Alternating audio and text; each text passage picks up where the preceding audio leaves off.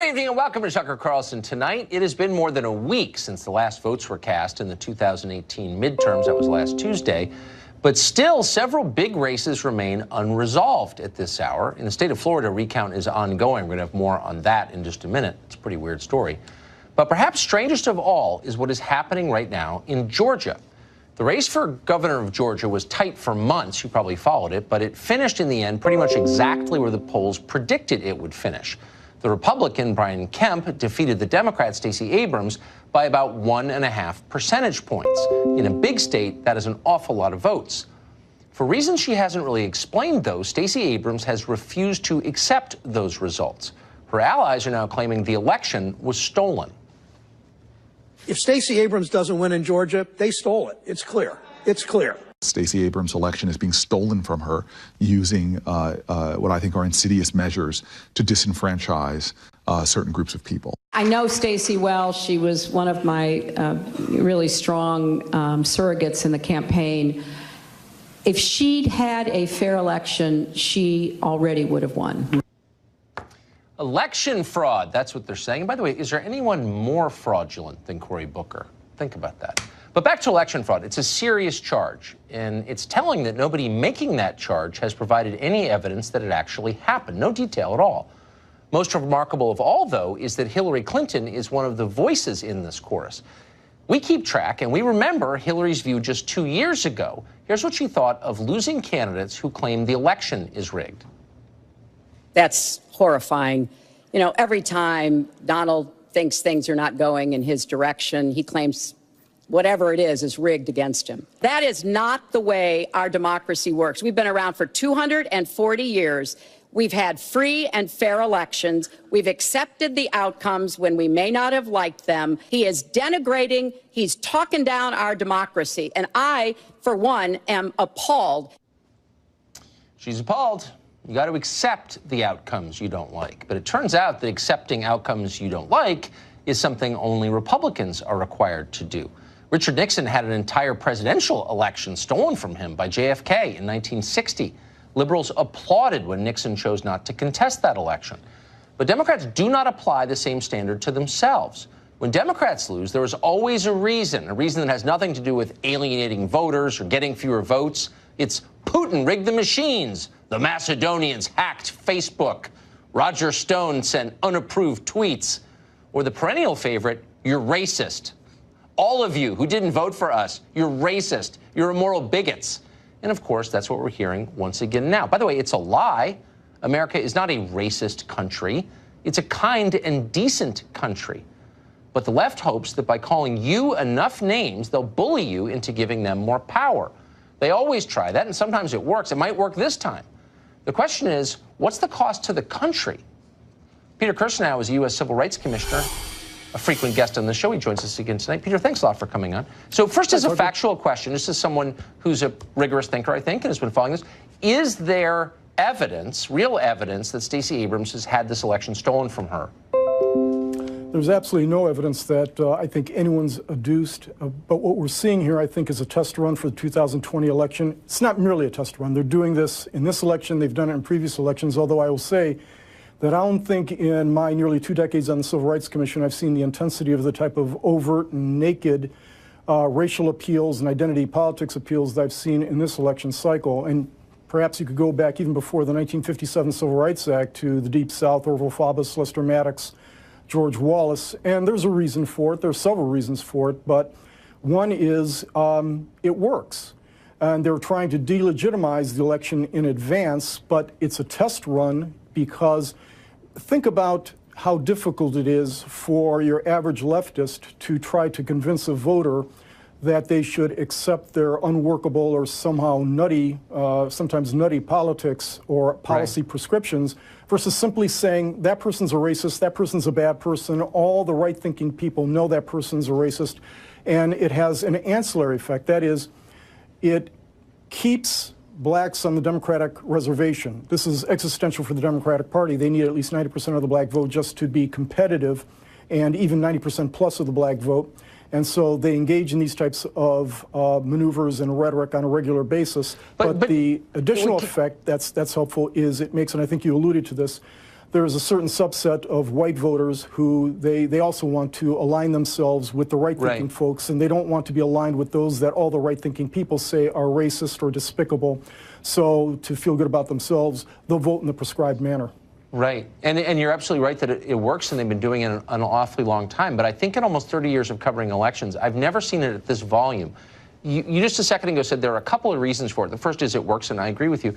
What are the other reasons? Why is it accelerated now, do you think? Because, I think some of it is because the policy prescription, think about how far the Democrats have gone to the left. And it's difficult to get more than a certain percentage of voters to align themselves with those kinds of policy prescriptions. It's a lot easier to comprehend an appeal based on identity politics. If, for example, what's her name, Alexandria Cortez were to go out and try to convince a voter how it is that extending Medicare to all or free college tuition is not going to bankrupt the economy, even most obtuse voter is going to laugh her off of the stage. Right. It's a lot easier to say, vote for me because I am of whatever identity it may be, and make an appeal on that basis and have media acolytes continue to echo that on a regular basis. A significant portion of this is because of Donald Trump and the continued attempts to paint Donald Trump and anyone who supports him as a racist. In some respects, it has been successful. I think it's backfired in other respects. But you're seeing something that they're going to test out big time in 2020. Yeah. No, I think that's really smart. Thank you for making sense of that. Peter Kirsanow, one of our favorite guests. Well, Democrats have to choose a new Speaker of the House in just a couple of weeks. No choice. They got to do it. Nancy Pelosi brought the party to its biggest win in a long time. They've been out of power 8 years. Now they have power back. But a lot of Democrats say they don't want her as the Speaker. At least one left-leaning cable host is confused by this. The party picks up more seats in the House than at any time since the immediate aftermath of Watergate. And the party responds to that by maybe turfing out their leader in the House. We just had the biggest gain since Watergate. Pelosi must pay. Yeah, but Schumer, you guys are good. I mean, nothing against or for Schumer or against or for Pelosi, but how does that math work?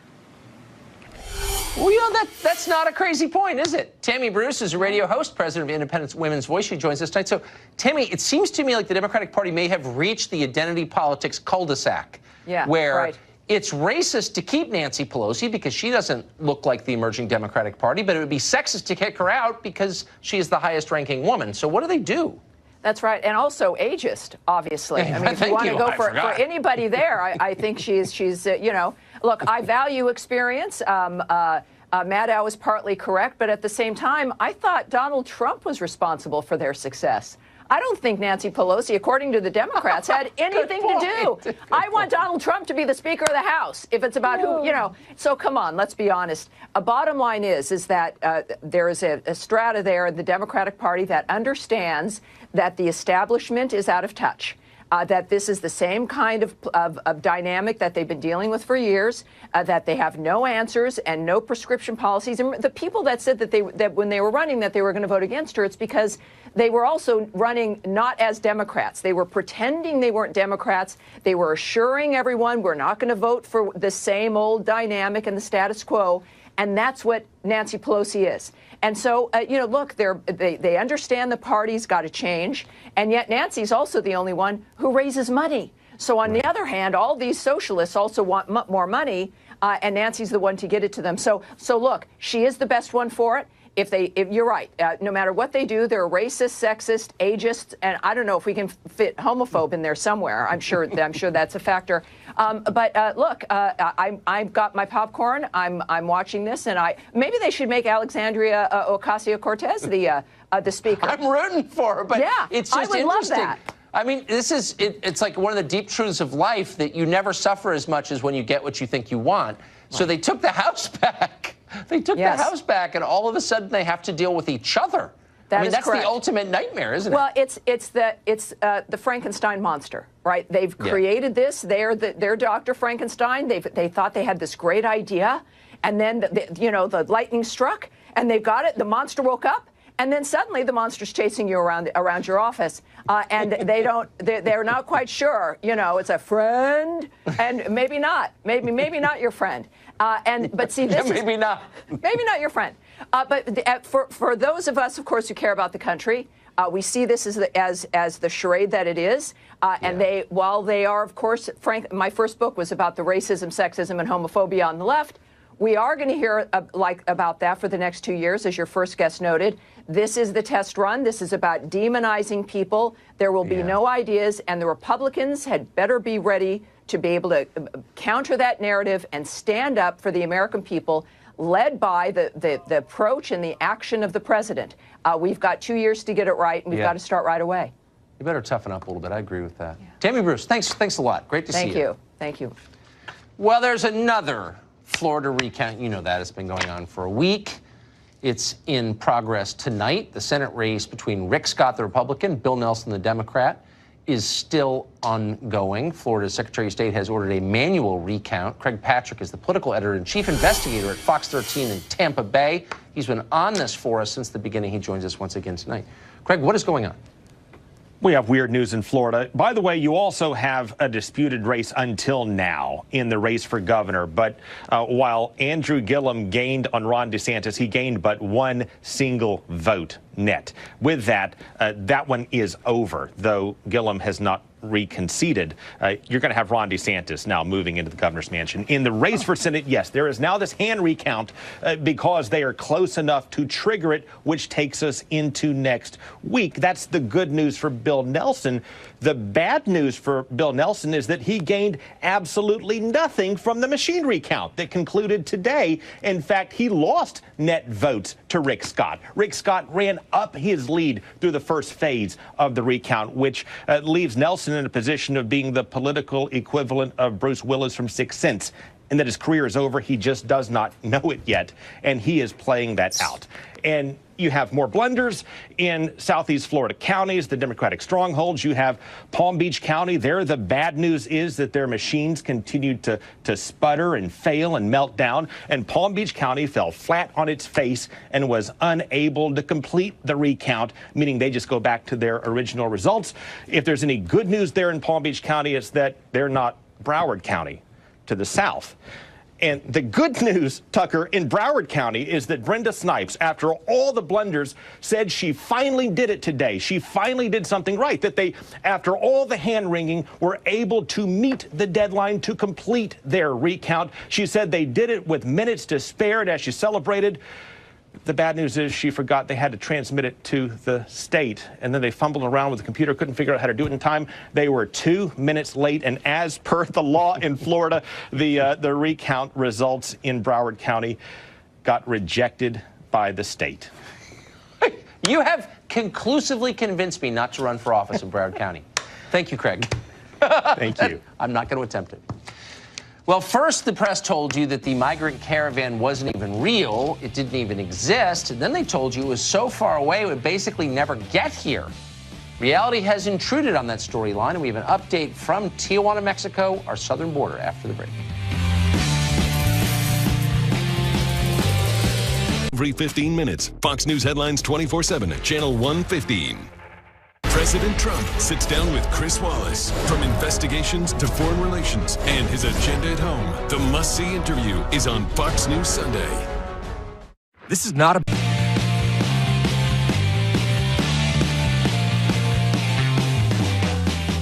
If there's one thing in the world you definitely shouldn't worry about, it's that fake Central American migrant caravan the xenophobic nationalists on Fox News have been trying to scare you into caring about or believing in. The whole thing is made up. It's a mirage. And even if it's sort of real, it's basically on the other side of the planet, far, far away from here. Watch some of the most trusted people in America explain why your fears are ridiculous. They're telling you the existential threat to America is a bunch of poor refugees 1,000 miles away. This group of folks, we don't even know where they are. They're way down there. Call this an invasion.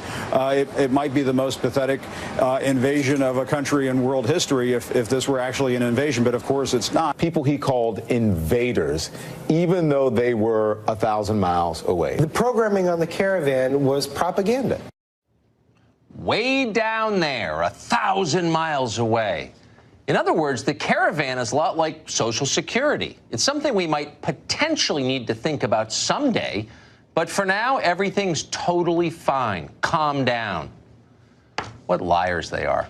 In fact, parts of that supposedly distant caravan have already made it to the American border, and many of the illegal migrants in it have already hopped our shoddy defenses and entered our country.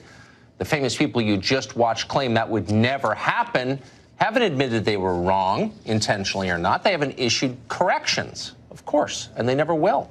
The election's over, so they're on to the next talking point. Meanwhile, the torrent continues. Well, despite the caravan being a myth invented by President Trump to win a midterm, somehow Univision anchor Enrique Acevedo managed to find it, and he joins us tonight from Tijuana, Mexico. Enrique, I'm a little bit confused. So last time I checked, which was just a couple of days ago, it seems like, that caravan was, in President Obama's terms, 1,000 miles away, and they were walking. How did they get to Tijuana?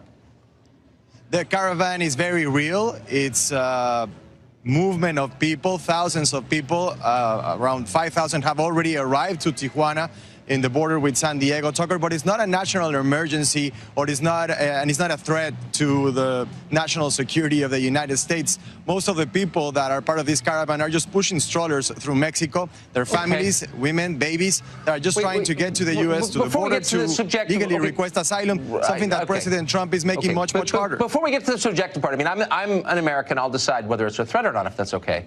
I just want to get to the practical part of this. So we were told by anchors across the spectrum on television that the caravan was 1,000 miles away. They were walking. It was going to be weeks before they got to our border. I wake up this morning, and there they are. How'd that happen? Did they run, or did someone pay buses to take them up here? And you didn't tell us that part. It took them almost a month or over a month to get from Honduras to the U.S.-Mexico border. Not all of them have arrived. Some of them are still trying to get to this point, Tucker. And yeah, some of them were able to catch a ride and get on a bus, on trailers, on the back of buses carrying chickens and pigs. That's how they crossed and made their way through Mexico. Wait, hold on. No, that's not quite right. Some of them are still walking and trying to reach the border.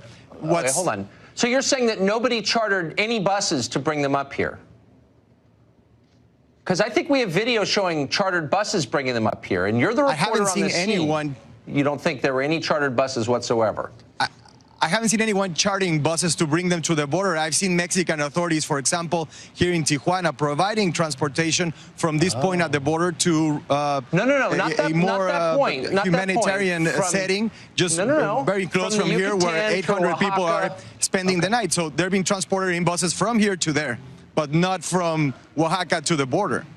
Okay. I don't think that's quite right. You might want to check your facts on that, because it would be physically impossible for the group to move as a group on the back of chicken trucks, especially with the strollers you claim are there, when in fact the eyewitness accounts we have suggest it's overwhelmingly young, unattached men. But you're saying it's majority women and their babies in strollers? Is that what you're saying? I'm happy to share the footage with Fox News, the footage from our correspondent Pedro Ultreras, who traveled with them in the back of a bus that usually carries chickens. That's how they got to Sinaloa, to Jalisco. Others catch rides in trailers, in the back of pickup trucks. So that's a fact, and we have proof of that, and I'm happy to share it with you. I guess what I'm saying is what you're engaging in is propaganda designed to convince people of something that's not true. So I think we both know that the majority of people, including the people we just saw on the tape, moving from Honduras and Guatemala are men, young men, without their wives and children, right? Or are you not going to admit that? I don't think anyone was questioning the existence of the caravan. What they were questioning is the label of being a national threat, some sort of emergency that needed the deployment of almost 6,000 troops to the border, which we have now. What's next? Would we accept 6,000 troops in Chicago or in Manhattan? I mean, okay, no, but hold on. It's very hard to make rational decisions about how to respond to something if you don't know what it is, because everyone on TV is lying to you. And it's really clear that everyone on TV is lying to us. They told us that it was going to be weeks before this caravan got here because they were walking. That was a lie. They told us it was mostly women and children. That's a lie. They said there was no one else helping the caravan get here. That was a lie. And so until we get to the facts, we can't know how to respond. So let's stop with the lying and tell us what is actually going on. And you know it as well as I. It's mostly economic migrants looking for higher wages in the United States. I'm not attacking them, but that's the reality. Tucker, There's no organized effort to try to get these migrants from Honduras to the border, to the U.S.-Mexico border. I know Vice President Pence said that there were forces in Latin America from the left and Venezuela financing this and making it some sort of a conspiracy to undermine the U.S. government. But the reality is that these people are fleeing Honduras. 300 Honduras are leaving their country every day, and they're doing it because the levels of violence and the levels of extreme poverty that they face there. So what would you do if you had your family in that situation? Of course, this is not an ideal. This is a humanitarian crisis, and again, all the governments involved should act like it. Okay. You're saying, and I just want to get you on the record saying this, that there are no groups funded by governments or big NGOs helping this group of people move from Central America to where they are now, Tijuana, and to get across the border. Nobody's helping them. It's all organic. That's what you're saying. In all our reporting since this caravan started, not only this one, the others that follow and that will keep following them, we haven't found any evidence of any government involved in funding or financing this effort to try to get these people from Honduras to the U.S.-Mexico border. Of course, NGOs are trying to provide humanitarian help. Mexican people have been kind enough to provide some humanitarian help, but there's no government or state force behind this. We haven't found that, Tucker. NGO, I mean, look, we all know exactly what's going on. I just want to have you on the record so we can invite you back and we can talk through your previous claims and compare them to the evidence that we are in the process of gathering. And I can't wait for that. Thank you so much, Enrique, for joining us tonight from Tijuana, Mexico. Thank you, Tucker. Two of America's richest and most liberal states are giving a huge tax break to the world's richest man. Taxpayers are subsidizing Jeff Bezos, and Democratic politicians are applauding. What exactly is going on? We've got details after the break. 100 years, the Democratic Party was the party of America's working class. Not anymore. Now the Democratic Party is the party of merciless corporate power, of Google and Facebook and the rest, and they'll punish you if you get in their way, as you know. Latest example, New York and Northern Virginia, two of the bluest parts of this country, showered promises and billions in taxpayer breaks on Jeff Bezos. He runs Amazon. In return, both those states are getting a new Amazon headquarters. It's a great deal for Bezos. Not that he needs it. He's already the richest man on planet Earth. But what about taxpayers? Eric Schiffer is a tech entrepreneur. He's CEO of the Patriarch Organization. He joins us tonight. Eric, thanks a lot for coming on. My pleasure. So it's just not clear to me why would New York, for example, and Virginia's in on this too, but New York paid more. Why would they need to pay $3 billion in effect in taxpayer dollars to the richest man in the world for the privilege of having the company move to New York? Well, look, I came on because the state representative there, Cortez, made a statement and made comments basically saying that she didn't want to take Amazon's jobs in New York because perhaps it wasn't going to be unionizable, et cetera. And you agreed with Cortez in this situation. No, I didn't. I wasn't. Well, you did. But hold on. No, I'm sitting right here. I can tell you what I agree with. I'm never ashamed of that. I agreed with the point that she made, and I don't often agree with her, but I thought it was a fair point. Why is New York, which is crumbling, I'm there a lot, you may be there now, the city's falling apart, it smells, the subways break, it's disgusting. Why would the city be spending $3 billion to the richest man in the world? Why wouldn't the money go to, I don't know, fixing the subways, just throwing it there, cleaning up the streets or plowing the snow or helping the people who already live there? I'm just confused. Well, look, I typically and rarely, if ever, agree with the socialists, and certainly don't in this situation on many levels. I think what happened here, and I think we all can recall, that Amazon had an open bid across the country in which all these states could compete, and everyone did. And they did because people still want jobs across the country. They still want good-paying jobs. And frankly, I think that goes for New York and even Arlington. People in the Bronx and in Queens, they haven't had investment in jobs in about 100 years. And here comes Amazon saying, look, we're considering putting jobs in your state, in your city.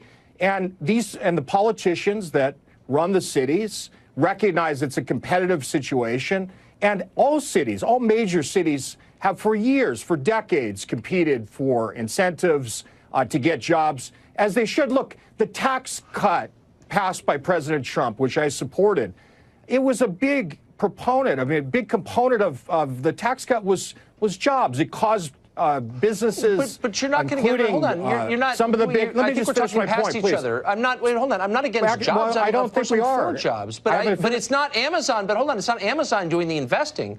It's the taxpayers of New York and Virginia who are investing in Jeff Bezos against their will. They're paying the richest man in the world $3 billion for the privilege of having him move to a city he didn't build. I'm just confused. Why is that a good deal for New York? I know it's a good deal for Bezos. Well, first of all, they're not handing a check to Bezos. They're handing a check to Amazon, which is a public company that you may own shares in. Anyone that watches the show could own shares in. So this is for the public in general, and it's a public company. It's an American company and a good one. It's not an American company. Hold on, slow down. It's not an American company. It's not an American company. It's owned by people around the world, including sovereign wealth funds of our enemies. So it's not in any sense an American company. Tucker, come on. This was founded in the United States.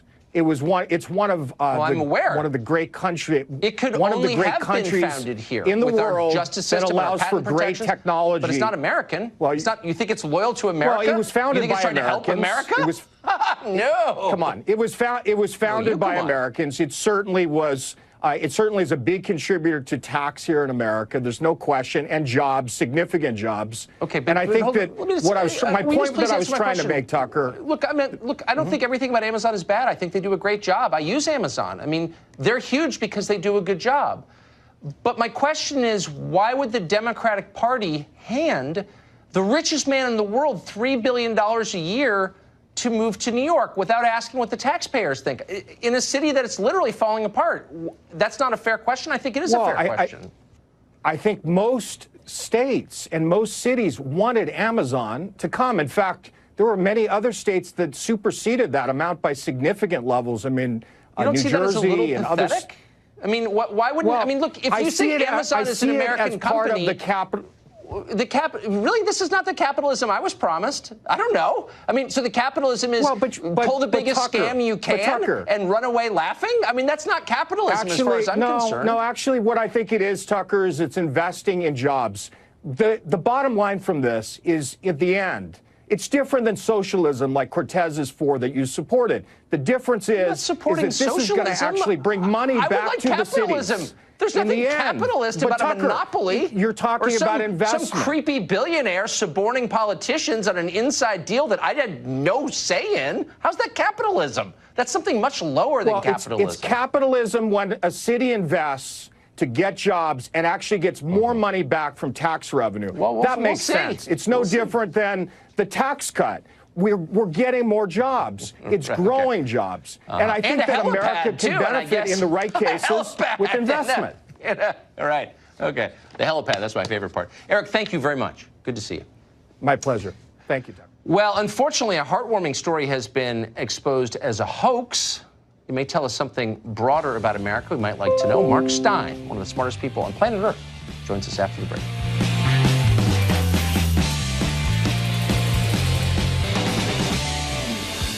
Well, if you were compiling a list, you'd have to say that Al Sharpton would be one of the most, maybe the most successful race baiter in America in the past 40 years. He's certainly in the Hall of Fame. He's made a lucrative career targeting people for the color of their skin, their religion, and other factors. Democrats will tell you they are the party that is against racism. They may even call you a racist, but you know they don't mean it. Why? Because they love Al Sharpton to this day. For example, at a National Action Network event, that's Sharpton's group, just yesterday, top Democrats lined up to prostrate themselves before the altar of Al Sharpton. Not a joke. Watch this. That's why you have leaders like the Reverend Al Sharpton, who will not give up and will not give in and will never let it go. It seems that whenever there is a crisis, Al Sharpton and many of you are there. Reverend Sharpton, thank you for saving America. Whenever there is a crisis, Al Sharpton is there. Well, that's for sure. That's the understatement of the year. Thank you for saving America, they say. Did he save America before or after he incited the shooting at Freddy's Fashion Mart? I don't know. Check Google. You decide. But in any case, save that tape for the next time some liberal calls you a racist. Hilarious. Well, East Coast opinion columnists may routinely denigrate them, but Americans remain a caring, generous people, the most caring and most generous people in the world by far. And unfortunately, some people take advantage of that. A year ago, Mark D'Amico and Kate McClure raised over $400,000 on the GoFundMe site. They did it allegedly in the name of a man called Johnny Bobbitt. He's homeless. They said he had to help them out when they ran out of gas on the highway. Well, later, Bobbitt accused the couple of keeping all that money for themselves. Now, in a new twist, authorities say the entire story was a hoax from day one, and all three of them are facing charges. What can we learn from this? Author and columnist Mark Steyn joins us tonight for an overview. What do you make of this, Mark? Well, I did think this was the craziest story of the day, Tucker, until I heard your last segment. And I'm not sure actually giving 400 grand to a homeless guy isn't, on balance, marginally less insane than giving $3 billion to Jeff Bezos. So there is that. I have to say, you're right. Americans, all the polls of global charity show it. Americans are the most generous people on the planet. And I think it would be sad if charity and that generosity were just to become part of a kind of going viral on social media thing. This story smelt crummy to me a year ago when it was a feel-good story. And not to go all H.L. Mencken on you, but it's a feel-good story for me now, just because it's sort of confirmed my slightly dark view of human nature. I love everything about this story. I love the way it was an obvious setup from the start. I love the way people just sort of went bananas for it. I mean, it's not a good idea to give someone who's sleeping on an interstate ramp $400,000. He only got about 75 of it. He was spending about $2 grand a day. Meanwhile, this other couple just took off with it. They bought a BMW. They went to Vegas and blew it on the fancy suite at the Mandalay Bay or whatever it was. The homeless guy then sued them. The homeless guy has a lawyer. That's fantastic. America has as many lawyers. Statistic this is. America has as many lawyers as the rest of the planet combined. There's so many of them that even a homeless guy has a lawyer. I love everything about this story. I'm thinking of launching a GoFundMe campaign to raise money to buy a bridge for creepy porn lawyer to sleep under. That's how enthused I am by this story. You know what? He may wind up under one anyway, even without your help. The great Mark Steyn. I knew that you would see a bright side to that dark tale, and you did. It is a dark tale, but we should all rejoice. Give money locally, Tucker. Save your community before you go and do it on social media. You know, that is the takeaway. That is a deep and true point. Ask how your kids feel about you before you go anywhere else. Thank you, Mark. Great to see you. Thanks, Tucker. Time now for final exam. Question, always the same. Can you beat the experts at remembering what happened this week in the news? After the break, we'll be back. Waited a long time, but it's the best time of the week. It's time for Final Exam, where the news experts assemble to see who has been paying closest attention to the news over the last week and who is the true champion of news knowledge. Tonight, quite a matchup. Defending champion is one of our own chief national correspondent, the great Ed Henry. His challenger tonight, a familiar face to viewers of this show, from the Federalist, senior editor Molly Hemingway. Normally, I get a sense of who. I'm not quite sure who's going to win here, and I'm not even going to venture a guess. Now, you know the rules. I'm going to repeat them for our viewers. Hands on buzzers. I ask the questions. First one to buzz in gets to answer the question. Critically, you must wait until I finish asking the question in order to answer it. You can answer once I acknowledge you by saying your name. Each correct answer worth 1 point. If you get it wrong, we detract a point because we are cruel. Best of 5 wins. Okay. I brought some stuff. I just want to say for the record, and for the marketing department, I had no role in this at all. No, I bought a bunch for Christmas. And if there's a close call. It's unbelievable. Question 1. The great Marvel Comics illustrator and creator Stan Lee passed away this week. He was 95 years old. He was the brain behind characters like Iron Man, the Hulk, and someone called Insect Man. Thankfully, he reconsidered and changed the name of that character to what? Ed Henry. Spider-Man. Spider-Man. You sure? Yeah. To the tape we go.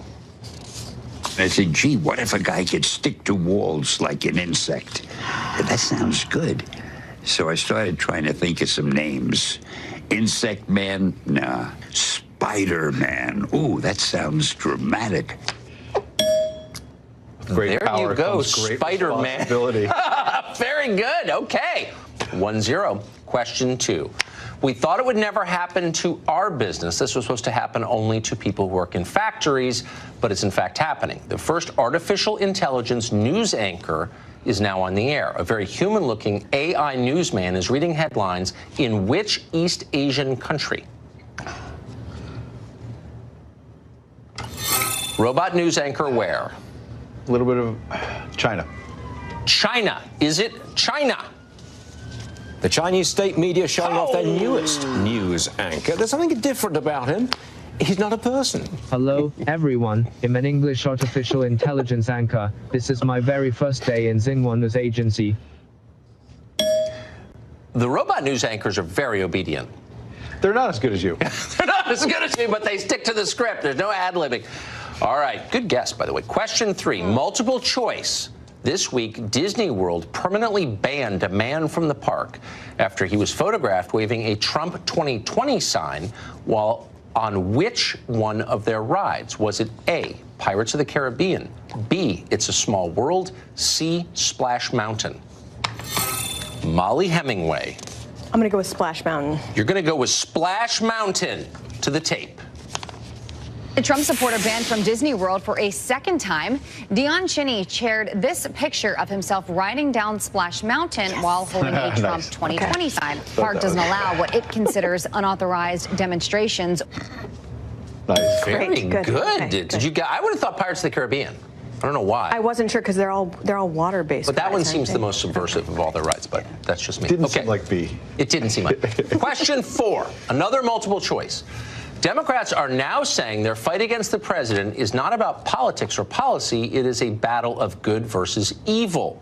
One senator / fundamentalist minister said she is considering a 2020 run in order to restore what she calls moral decency in this country. Is it A, Kirsten Gillibrand of New York, B, Elizabeth Warren of Massachusetts, or C, Kamala Harris of California? Ed Henry. Kirsten Gillibrand. Kirsten Gillibrand is restoring moral, the friend of Harvey Weinstein, restoring moral decency. Can that be true? To the tape.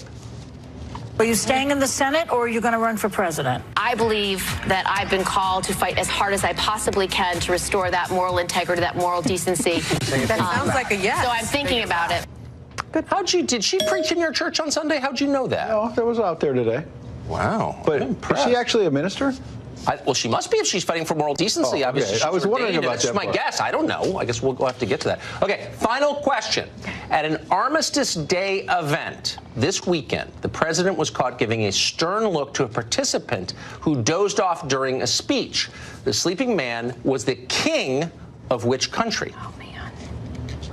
It's not. It was great. A dozing king of a foreign country celebrating the 100th anniversary of the end of World War I. Oh. Which sleepy king? Don't know. I honestly don't know. It starts with a what? An M. The country he reigns over begins with an M. There's no upside for me to guess. Do you want to give it a shot? I mean, Monaco? I don't know. Would you like to guess? No, I don't. Okay. I learned my lesson not to guess. You learned your lesson. Right. Okay, we're going to tell you on the tape. During a somber event marking 100 years since the ceasefire that ended World War I, here's the Moroccan king dozing. Morocco. Les morts des autres nations que jadis elle a combattu. Best ever. Morocco, the president's country work. famous for its hashish. The king has dozed off. Not surprising. Molly, you were wise not to guess. No, I mean, this is congratulations. That's right. Ed Henry, you win. Can you sign these books? Of course I'm going to sign the books, and I'm also going to give you our commemorative Eric Wemple mug. For viewers who haven't seen this is Eric Wemple of the Washington Post website, who came on our program once. We hope he comes back, and this commemorates that moment. I want that mug. It's our armistice. There you go. Ed Henry, Molly Hemingway, thank you both very much. That was great. That's it for this week's Final Exam. Pay attention very carefully to the news each week, dozing kings, Disney rides, whatever, and then come back next Thursday to see if you can beat our news experts. We'll be right back.